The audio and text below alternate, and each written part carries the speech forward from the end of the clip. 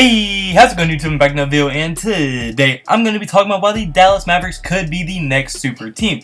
And now, before I do get into this video, I'm going to preface this video like I do for every one of the other type of videos like this. I make this type of video for every single team. It's called the Next Super Team series. I make this type of video for every single team in the league. So even if you don't agree with me and don't think the Dallas Mavericks will be a super team, it's because, well, I make this team for literally people like the Knicks, the Nets. Well, I can't even say the Nets now because they're actually in the NBA. But you know, every team in the league. So even the really bad ones, I make this type of video for. It's basically going through the biggest bright sides for every single team and how they could potentially be the next super team. So without further ado, without rambling on too much, just get right into this video. Alright, so for my first reason for this video is going to be that they potentially have one of the best young duos in the entire league. As I mean, obviously they have Rookie of the Year, Rookie Sensation, and Luka Doncic, who just came off of probably one of the best rookie years we've seen since LeBron James. He was unbelievable, and he pretty much was the hands down day one leader of the Dallas Mavericks, and has pretty much shown every hater up as he has become probably the best rookie maybe since LeBron. I mean, that dude was an absolute beast. He had like a Blake Griffin type rookie year,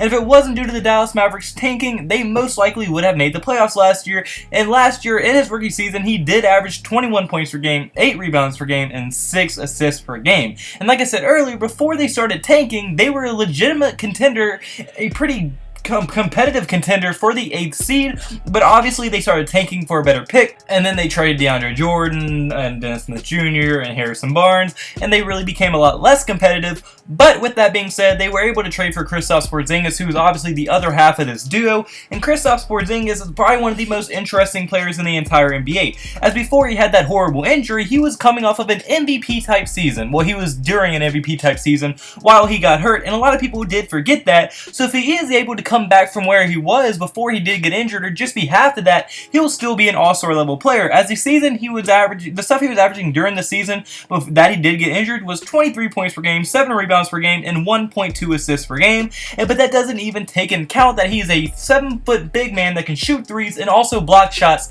at an elite level. He's a pretty good defender and a very good shot blocker. So with that good of a duo and how they are going to complement each other a ton, and if they do mesh together, they should be able to be very, very dominant in the future. Because just imagine, so at the guard position, you have Luka Doncic, who's just pretty much a Swift's army at knife. He can pretty much do everything. He can pass, shoot, score, play defense. He pretty much does literally everything. And then you have a 7-foot big man named Kristaps Porzingis, who can beat you at the three-point line, can score in the paint, can score mid-range, and block and play defense in the defensive end as well. That is going to be very, very hard to defend and very, very hard to play against, especially with when they do start filling out the roster with better bench players, and just throughout the draft, they start getting better and better players. Because I still think there are a few good key role players from being able to actually compete for a finals, but I would not be surprised at all if they do become a 6th or 7th or even 8th seed in this year's playoffs. But my second reason that they could be the next super team is going to be that their offense is going to be much, much improved from what it should be. As last year, I'm pretty sure they were ranked like 21st in offensive rating last year, but now with them adding another 20 point per game scorer to go alongside Luka Doncic, that would be very, very good. And Luka Doncic, who averaged 21 points per game last year, will probably end up going up to around 22, 23 points per game, as he's most likely going to improve from his rookie season. And if Kristaps Porzingis can remain a 20 point per game scorer, that's now 20 more points per game that they're going to be having. But plus they added 2 pretty good role players this offseason as well, so their offense should also get a lot better, as they added sharpshooting Seth Curry, who although only averaged 8 points per game last year, he shot 45% from the 3, so if he gets more playing time, he would definitely average more points. And Justin Jackson, who also averaged 7 points per game last year, but is also very young and has a tons and tons of potential to improve, and will probably be getting more minutes on the Dallas Mavericks this year. So it'd be very, very interesting to watch.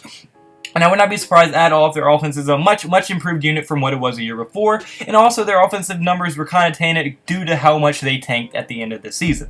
But now defensively is another way they should be improved from they were last year, as once again, they were a below average defensive team. But adding someone as good as Kristaps Porzingis is at shot blocking and playing defense in general should be a huge, huge plus for the team. And their defense should get improved just a little bit as well. And plus, once again, their defensive numbers were kind of out of whack due to the tank tanking, and they should just be a more improved unit, being more motivated because they actually think they can compete for the playoffs, and being a just more motivated team, not being able to tank, not having to tank. So their offense and defensive numbers should be improved as well, and I think they will probably be top 15 in both offense and defense, and that if their young duo in Kristaps and Luka can develop and mesh well together, they could potentially be a very, very scary threat to go into the future.